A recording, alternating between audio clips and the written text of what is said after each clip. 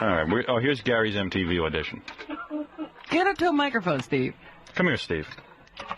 Steve leads, of course, the president of MTV. Gary's back auditioning. Steve's the guy in charge. He really is the brains behind MTV. Let's give him the credit. I mean, everything you've seen there. A lot of people credit Bob Pittman, but it's really Steve Leeds. Oh, Bob's gone. Yeah. Steve is really the guy who they brought in to really whip that thing into shape. And he's really the genius behind MTV as we know it. He's the man who wasn't afraid to put rap music on MTV. Has a totally new look now. Yeah. He's the guy who put the little fish and sperm stuff floating around behind all the jocks. Did you create that seriously? No. Oh. No. Right. And let's begin. All right. I've got 3 different tapes of Gary auditioning. Well, can we talk about how it came about? Yeah. I said to Gary when I did the David Brenner show, when he announces me coming out, Gary, you just walk out. What's even funnier is I told Ronnie, the limo driver, to walk out, and he goes, no, I can't do it. And Gary goes, I'll do it. Of course Gary would do it. And I said, Ronnie, go do it. Who knows? Maybe like MTV will see you and call. I swear I said this to Ronnie. He goes, get out of here. Sure enough, the next day, Gary gets a call from MTV for an audition. Ronnie was like freaking out. That could have been him. Yeah. So anyway, I sent Gary out, and Steve saw it and said, hey, seems like a pretty good idea. Let's audition Gary for an MTV VJ thing. Well, Gary was out of his mind. He saw this as his ticket away from me. Oh, yeah. But let me remind you, my friend, there is no ticket away from me. The only job that I know of that you've been offered in the couple of years that you've been with me has been with MTV, and they don't want to pay you. They think you're great, but they don't want to pay you. And every time they audition you for something that pays, you flunk the audition. Well, I mean, Gary's audition got them so confused that they hired Rosie O'Donnell on VH1. Everyone was out of their minds. They didn't know what to do. Everyone was confused. So, they don't want you. Remote Control wanted you to write some questions. They were going to lock him in a sweat room. Yeah, and he goes to me, boss, they're not going to pay me a lot of money, but it would be a really good opportunity. I said, wait a second. You're going to go now and run out of here every day and be burnt out and get paid by Remote Control, not to get paid a little bit of money because you think it'll be good. What is this show? You can't concentrate on this show? Write us some questions. Write me a question. He goes, oh, all right. And then he goes, all right, I'll write some questions. You won't let me. I go, go ahead, write something. Have you ever seen anything? He's a big dummy. He can't write anything. What are you going to write? Well, I wasn't writing for you. I was writing for them. Yeah, well, why don't you write something? TV trivia so write a TV trivia question. Ask me a TV trivia question. Go ahead. Ask me one. Let me hear one of your TV trivia questions. See, I don't know. I don't know. I wasn't prepared. Wait, that's what you can do? Go to MTV and say I'm not prepared? No, because I would have been prepared. What are you going to do? You open up a book of my old trivia questions, my death trivia questions, and give them to them? I don't need your old death trivia questions. Good. All right, let's listen to Gary's MTV audition. How dare you? How dare you? Hi, I'm Gary Delabate. It's time for Addicted to Style. You know, until recently, bras were a practical kind of thing. You wore them. A practo kind of thing. Yeah, addicted to style. A dick and proctos. What was that? A procto? A procto thing. Oh, yeah. What was that? Can't understand it. Can I just say something right now? Steve, was it a procto that you just said forget it? Or were you still listening and thinking that? It's one take. We don't let you go back. I mean, you do or die. It's live TV, so... Right. You either got to have it or not. I think I explained to you several times since you played these that this was a very bad audition, that I definitely choked, that I should have listened to you, because I went in and... If he'd gone in and shaved his head, it would have worked. It would have been funny. I did something that wasn't me. This isn't me on this tape. He was trying hard. I love listening to Gary when he's trying to read, like being an announcer, and you hear each tooth vying for position in his mouth. They're all like jockeying for position. It's a race. It's a race to see which tooth can get. It's like the Triple Crown going on right in his mouth. Doesn't he host the Best of Stern? Yeah, sometimes he does, but he doesn't want to do that anymore because he's not getting paid enough. But he's on at 3 markets. Yeah, he doesn't care. Yeah, but it doesn't matter to him. He's not impressed. MTV. He's not impressed with himself. Exposure. I'm not an announcer, and I shouldn't have tried to be an announcer. That was my That's biggest exactly thing. what I told you. This was PC. Pre-caps. Pre-caps. Because you had to. I mean, most women do.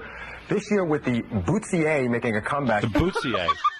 The Bootsier. No, wait a second. The Bootsier. Oh, you guys are such trash. You guys are such trash. The Bootsier. This is a couple of years ago before it was a common word. It had a pronunciation guide. I guess I just missed it.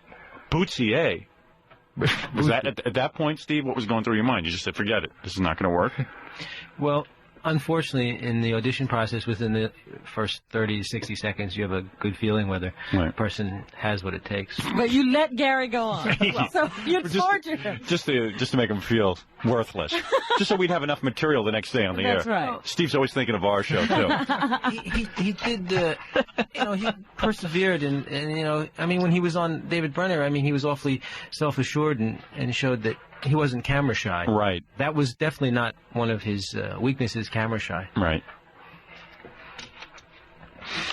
Well, look, Yeah. Okay. All right. Listen, it's a legitimate thing. You tried to. Was his the worst audition you've ever seen? Oh, no. Really? No.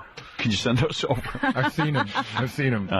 No, because Gary, I know, likes to go to your office and watch the audition tapes and laugh at all the people, but now it's kind of hard for him. I guess he hasn't done that since he auditioned. He used to go before. Now he doesn't show up anymore, right? You don't laugh at any other auditions. Sure I do. You do? Yeah. You mock other people. Yeah, as bad as I was. I see. There's others. And the Gautier. Anybody ever hear these words? I mean, I know no women who wear these things. Well, they're designing bra dresses, and was used as downright fashionable. A bra show was recently held at the Tunnel, which is like this kind of hip New York nightclub, featuring all shapes and sizes. And this was called the J.C. Penney bra. The designer took a strapless bra, glued pennies to each cup, very similar to what Madonna wears in Open Your Heart.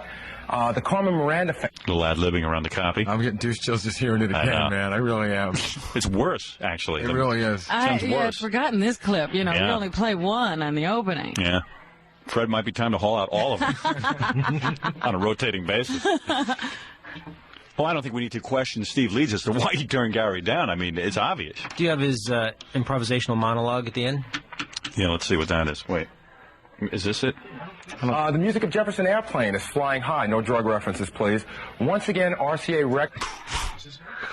No, I know. See, at the end. No. This one sounds pretty good to me. After you do no drug references, please. After you do your straight read, they give you a couple pieces of copy to read. You do your straight read. Then Steve just kind of sits around and interviews you. So, what's your favorite beer? Do you wear boxer shorts or jockeys? Tell me a joke. That kind of thing. Steve's no Dick Cavett. I mean, Steve interviews you. Yeah, it's like six or seven questions. I'd like to interview the broads for that, huh? Anytime. That'd be something. Anytime. Really? Oh, sure. I can come down and do some interviewing? Oh, absolutely. Excellent. They show up in like little outfits and stuff? Oh, different array of costumes, sizes and shapes. How the hell are you faithful to your wife? I know. How the hell are you faithful? You must really be in love. Either that or you're finally making some dough and you don't want to split half with her. The day that I was there was a girl that was there that was beautiful, and you could just tell there was no question in my mind she would have done whatever it took. Really? She would have done whatever it took. Even to get to the next level. Really? Yeah. Oh, Steve. Actually, all kidding aside, Linda Schaefer is now conducting a VJ search, so we are looking for another VJ. Oh. Okay. Gary will be right you better hear these tapes? Gary needs to get over immediately. It's 3 years later. He's a much more mature performer. We all saw him on People Are Talking recently. That's right. Come a long way. He's got to be better the second time. Oh, yes. has released a double album. See him this time going, he'll start shaving his head, his body hair, showing his penis. He won't know what to do. No way. No more material for you, boss. You never studied physics, my dear, but you do defy gravity. You defy gravity, my dear. 2400 Fulton Street, and the first single is a re-release of White Rabbit, which is also featured on the Platoon soundtrack. It's a great movie. Meanwhile, one of the... A great movie. Of course, he's no Roger Ebert, but like nobody knows Platoon is a great movie. That's a pretty cliche thing to say. You're supposed to say, you get on MTV, you go, Platoon, a sucky movie. Do you know anybody who actually sat through that whole movie? You know, say something like that. Say something controversial. Even though it is a great movie. Nobody wants to hear you say it's a great movie. Everyone knows it's a great movie. Airplane's descendants, the Starship, look poised to have another #1 single. This week, Nothing's Gonna Stop Us Now is at #2 on the charts, and the Starship is now working on a new LP due in late May. Oh, gee whiz. How's Carolyn Hellman doing? She's pretty good. What time is she on now? No. Yeah, I never seen her that much. What do you got her on, like mornings or something? I guess she's on when we're working, yeah. Would you used to call her Fur Legs? No, he never called her that. Just kidding. You were going to manage her, right? Yeah, I was going to take over for her. She needs some help. She's a hippie. She doesn't know what she's doing. Okay, today, live from Daytona Beach in Florida. Can you get through one sentence without... It's those teeth, man. Wow. All over the place. You know, we're really way behind about calling Noel Neal. You know, after this audition, they actually outlawed television in some areas. They wanted to ban MTV. Actually have it pulled from cable. 1 p.m. Eastern, 11 Pacific. We've got Justine Bateman. Now, I don't care what anybody says about Dweezil's got the hots for Madonna. I got the hots for Justine, so Dweezil moved back. She's mine. Homeboy is the Beastie... That's my favorite. That's my best one. You know what the worst part of this? The one where he's fighting Dweezil. You know what the worst part of this is, boss? Yeah. This other guy behind me is laughing his ass off, and I can hear him. Yeah? Yeah. He thinks you're an idiot. I know. He knows you're a dope. That's why I don't know why you have ambitions. You're going to be with me the rest of your life. Get used to it. Stop sucking up to Steve every 2 seconds, getting on your knees in front of Steve, and stop it. Look, he's on his knees right now. Worshipping him. Worship it. It's like a kiss his face. I mean, Steve can't do anything with you. What is Steve going to do with you? Steve, do you have any work you could give him? No. Well, there's some freelance possibilities for Gary. Yeah. You could always just write for remote control. Right. And it's a big paying job. Well... Yeah. All right. You're speechless. Did you give him a raise at least to keep him here so he didn't take these freelance jobs? There's it's not necessary to give him a raise. He's not going anywhere. Well, just as an incentive. Boys are going to be there. Bruce Hornsby will be helping out. We've got concert set. Helping out. Would you tell this guy to stop laughing? Helping out. This guy's like killing me. Friday night with the KBC band, Kantner, Ballin, and Cassidy, formerly of the Starship. And Amy Mann until Tuesday will be there as well. Formerly of the Starship. You're such a music expert. When he talks like this, formally and featured. Yeah, featuring those are always falling out of his mouth. Hey, I'm reading what's on the copy. Featuring Come on. KBC band. I'm reading what's on the copy. Important musical contributor, the KBC band, you know? What were the small animals in your mouth during the audition? Or, I mean, what the hell was going on? What was rolling around in there? I gotta get out of here. I tell you something, you're a real loser. Well, concert Sunday night with Crowded House. You may have seen them performing live this past week here on MTV. Oh, man. Finally, just one more. There is no more, is there? There is one more. You don't have his monologue? The Georgia Satellites play a benefit back home. That's not his monologue? No, there's a part where he improvises. It's the interview part. How come you don't have that? Because we didn't want it. No, we played it. Be shush. We played it. Be shush. Wait a second. You know what? I want you to dig that up for tomorrow. We never heard that. It's 6 o'clock tomorrow morning. Play it. We played it. I want to play it again. Okay. That's not the part where I ask you questions. I can give you some time and just to be spontaneous on your own. Yeah, I need to hear that. No. I need to hear that again. It's dated. I need to have my memory refreshed. It's dated, boss. If we heard that, Gary, I'd remember it. Gary, I need to. Every time you think about leaving me, I just need to play this to you, and then you'll know. I feel closer to you already. I know. We really are. You're mine. We really are behind on this other thing. All right. All right. Is there a little bit more of this? There is a little bit more, but... Atlanta last week for REM stage manager Curtis Goodman. Curtis had a skin cancer problem, and since he used to be the Satellites roadie... And didn't Gary cure that for him as well during his medical program on MTV? Gary's medical cures? A little skin cancer. Had a little skin cancer, but it's okay. Everything's been cleared up. I put on my white robes and went in and cured him. I touched him. He's okay. Everything's cool. On my medical report later, I'll be discussing REM skin cancer. Wait till I bring you the tapes of my dentist show that I did last week. I want to see that. Oh, it's good. They wanted to help him out. Well, they did so by raising over $5,000. Joining the Satellites on stage for a couple of songs were REM's Peter Buck and Mike Mills. Meanwhile, the Georgia Satellites are supporting REO Speed. Kind of a casual Georgia Satellites rap, you know. Everybody's interested in what they're doing every moment of the day. Oh, yeah, Peter Buck was there. Peter Buck, who's he? Peter Buck. Peter Buck. Who can understand what you're saying, Marble Mouth? And after that, the Satellites had lunch. And performed tonight at the Centennial in Toledo. They passed wind for about an hour, and then a rather large bowel. I mean, what are you going to go into every little detail? I'm reading what they gave me. REO Speedwagon and REM talk about? I mean, I really can't imagine. You can't imagine what REO and REM speak about? How about the fact that their names are very identical? Oh, sure, that could last well into 30 seconds. You can't imagine what REO... Why couldn't REO and REM have a conversation together? Because they're diametrically opposed musically. So what? My breath and your breath are diametrically opposed. I talk to you.